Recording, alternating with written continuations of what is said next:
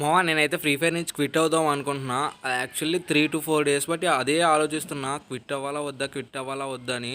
నాకెందుకో ఈరోజైతే మీకు చెప్పాలనిపించింది. అందుకే చెప్తున్నా. ఈరోజైతే ఫ్రీ ఫైర్ నుంచి క్విట్ అయిపోదాం అనుకుంటున్నా మావా.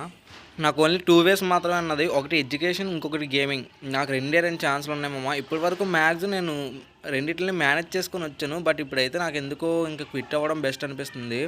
నా ఛానల్ వచ్చేసి 2020లో క్రియేట్ చేశాను మామ. అప్పుడైతే అలా వీడియోలు అప్లోడ్ చేసుకుంటూనే వచ్చాను.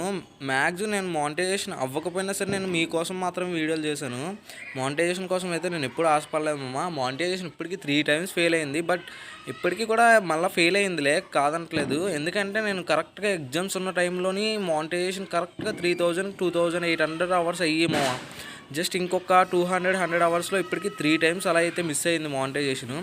ఇంక ఈసారికి ఇంక ఇంట్రెస్ట్ రావట్లేదు మామ. అన్నిసార్లు చెయ్యాలి అని ఇంట్రెస్ట్ కూడా రావట్లేదు. లైవ్ పెడదామంటే లైవ్లో ఐ డోంట్ నో ఏమైందో అసలు వాయిస్ అయితే రావట్లేదు మామ. లైవ్లో చాలా రోజులు బట్టి ట్రై చేస్తున్నా, వాయిస్ అయితే రావట్లేదు. సో ఇంకా లైవ్ కూడా ఇంట్రెస్ట్ పోయింది. లాంగ్ వీడియోస్ పెట్టాను, మంచి కాన్సెప్ట్ పెట్టాను అనుకుంటున్నా. బట్ నాకు రీచ్ అయితే రావట్లేదు. ఇంకా లాంగ్ వీడియోస్ కూడా ఇంక ఇంట్రెస్ట్ పోయింది మామ పెట్టాలని. నేను ఇప్పటి వరకు నేనైతే మంచి వీడియోస్ పెట్టాను, ఓన్ కంటెంటే పెట్టుకున్నా. మ్యాక్సిమం ఏది కూడా ఫేక్ అయితే ఏం పెట్టలేదు అనుకుంటున్నా.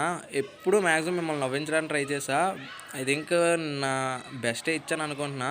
సో ఎవరికైనా వీడియో నచ్చితే లైక్ చేయమన్నా. ఇంక ఈసారికి అది కూడా అడగట్లేదు మామ. ఇంకా మీ ఇంట్రెస్ట్. Bye bye.